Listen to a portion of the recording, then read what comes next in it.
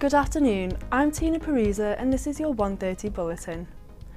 Following on from yesterday's news that Salford Lads Club is at risk of closure, many famous Manchester faces have shown their support for the club and backed the Manchester Evening News' fundraising efforts.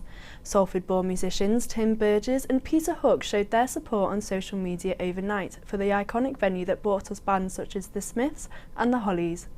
Manchester band Roller have also organised a gig at the club with proceeds going to saving the venue.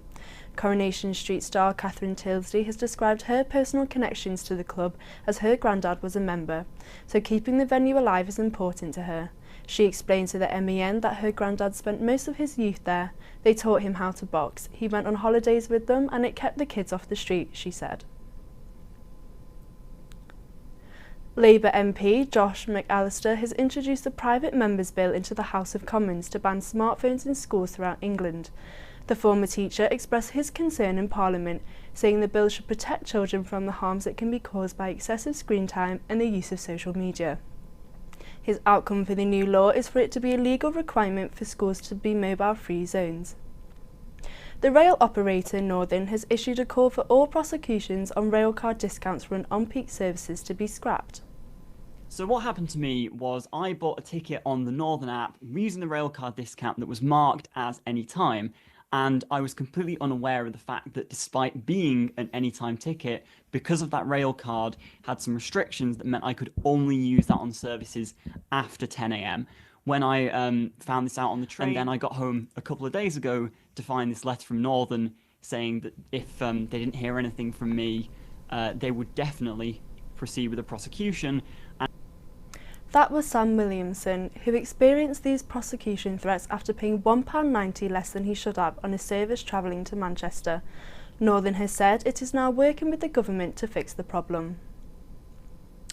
Last night was the first round draw for the FA Cup. Salford City will be facing League One side Shrewsbury Town at their home stadium, the Peninsula. Last year, Salford did not make it past the first round, losing 3-0 to Peterborough in a replay.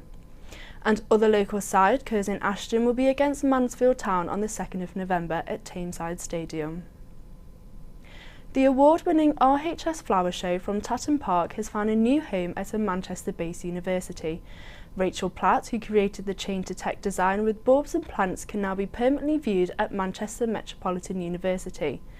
The university has said the Brooks building, where staff, students and visitors can view the sculpture, has a unique design which was inspired by the digital world. And finally, Tony Johnson from Worsley celebrated turning 105 years old on Sunday.